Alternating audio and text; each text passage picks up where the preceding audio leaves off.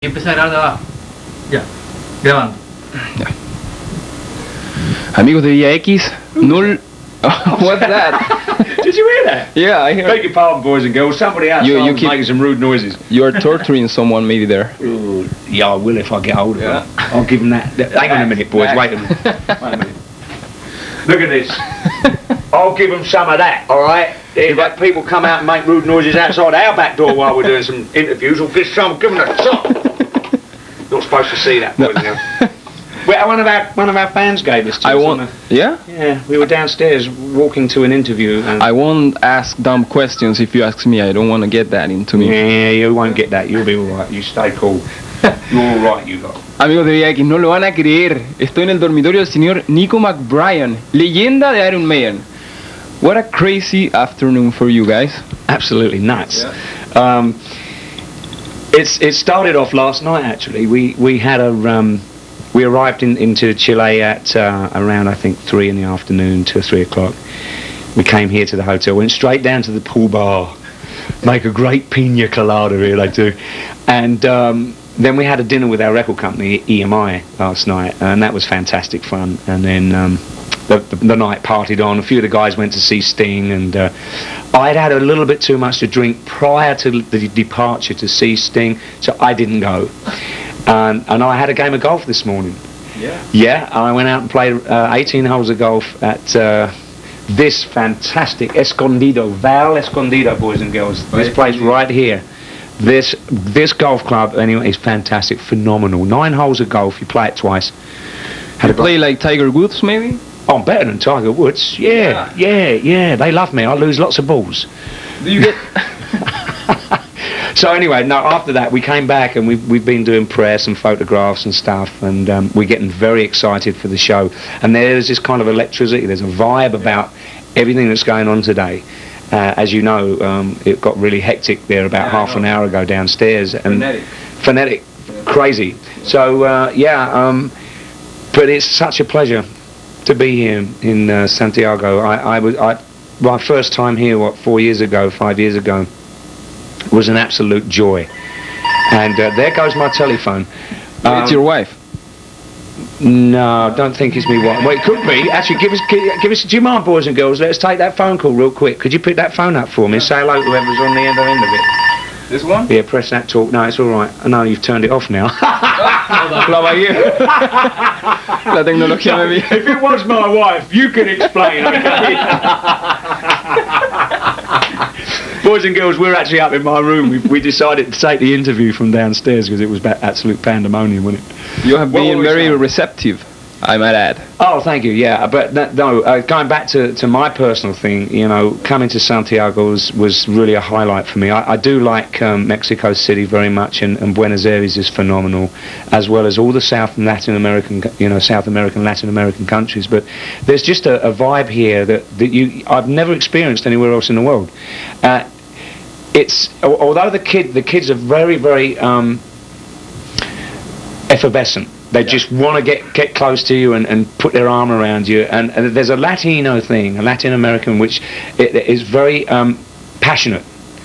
Audiences and the fans and people, you're a passionate race of folks. And I think down in Chile and Chilean people just really adore to show affection. And it just gets a little bit crazy. Yeah.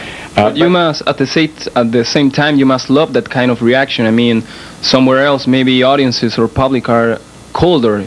Well, I think it may have something to do with the fact that, I mean, it is the southernmost tip of, we were pretty far down south. I think, the Antarctica's the next stop, sort of vibe. So, I mean, not a lot of I know you get great music come through Chile, but I don't think it's as often as somewhere like Mexico City, or then of course your North Americans and Americas, and then obviously European audiences. They kind of get spoilt for choice, and I think what happens is that especially in our genre of music with the sort of hard rock, heavy metal bands, not too many people come through. They do, but not very regularly. It's not like, oh, what are we going to do tomorrow night? Oh, well, let's go and see Sting. Oh, well, what are we going to do the night after? We'll see and then you might not have anything for a little while, because it's very difficult to get to and from South America if you're not actually doing a world tour. But perhaps that may have something to do with it. When they do have their favourite bands. You know, your fans come down. You know, have the favourite bands through. Excuse me, boys and girls, just a minute. Hello. Hey. Oh.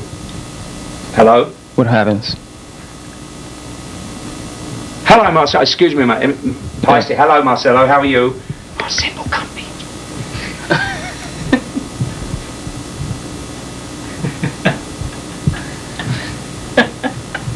Yes, they mentioned it. Listen, my dear friend, I am in an interview for Via X. Via X, right? Via X TV, the best. All right. Can I speak to you? Could you call me back, say in 20 minutes? All right, Marcelo. All right, buddy. Ta-da. Don't forget that 16-inch you run me. All right. Sorry about that. It was my cymbal company, the bloke from Peisty. Yeah? Yeah. Got to meet a couple of people tonight, sign some autographs, take a picture or three, you know. At the same time... Where were we? Yes, go ahead. You were infatuated, you know, by our people. Mm-hmm. But at the same time, yes. there's the contrast, I mean, that our authorities, I mean the church and at the same time you were retained. There was all of that problem, wasn't there? Years ago, I remember now. Yeah, well, 8 or 9 years ago or something like that. I know we were due to come here. Yeah. And we were like, we had all the visas and the work permits all in all, because there was a different kind of junta in power or something, wasn't it? Was it Pinochet, man, or something? There was one of these repressed kind of political deals going on, if I'm not mistaken. Not mistaken. Right. Well, we were 2 weeks away for coming down here, and we got this message that we couldn't play here because the Catholic Church had said, some guy in the Catholic, you know, one of the bigwigs next to the governor, you know, has probably gone, oi. I know how we put a spanner in the works for all those fans out there. We'll ban Iron Maiden. Yeah. Well, you know, you know what we felt was really strange about this is about 2 or 3 months prior to this coming over, we played in Rome. In Rome? Yeah. Now, isn't Rome the head of the Catholic Church? Of course it is. And didn't you know, Pope JP sort of say, oh, they're okay, they're not satanic, we've listened to the music, we've looked at, because you know the Vatican, they look at everybody, they've got this whole bunch of guys that go, I want to read what this burns, you know, they're going to corrupt our kids if we bring them to Rome. Well, anyway, it was a bit of a very sad for us, and we had to laugh at that, but in the laughter, the tears it hurt us, because we thought, wow, there were so many fans. I think 10 or 12,000 kids had bought tickets 2 weeks prior to us coming down here. You know, it's like going to give a piece of candy to a little child and go, oh, you can't have it. You know, a real mean act to me. That was very mean. And of course, then the last time, 2 or 3 years ago, and it's him again, wasn't it? The P-man. I can't really speak. You know, I think if somebody's made atrocities against anybody, they deserve to pay the price. If you take the ferry, you've got to pay the ferryman, haven't you? Now, that's all I can say about that. But at that time, we were supposed to play on the last 3 years ago, 3 tours ago. Or 2 tours ago, there was this extradition thing that went down. England kind of arrested the man, I believe, or they were going to extradite. He was in Spain and they stuck him in England, and they held him in England. And so there were a few factions of his supporters that were getting up in arms about this and being a bit sort of anti-British thing. And what basically was decided, in fact, what had happened is our Foreign Office in England had phoned the Home Office had phoned whoever it is, the Foreign Office over here, and was speaking to the authorities here, and they said, well, to be honest with you, it's maybe not such a good idea to come over right now, because there are these little splinter factions of supporters of the chap that may find that they could make a statement by hurting some of the fans. We didn't have our own safety, wasn't a problem, because we have fantastic security, plus the people here in Chile are fantastically supportive of Iron Maiden, all through I mean, we're talking about guys in the airport, the police, all the authority that you need to be safe. And we weren't really concerned for our own safety, it was more for the fans, because we were advised that we shouldn't come over, which was a real downer for us, because we're going, holy mo. Not only 5 years prior to this, we had a whole problem with coming, you know, We got that thing twice. Exactly, it was a double whammy, and of course I'm sure a lot of kids out there were probably thinking, I'll believe it when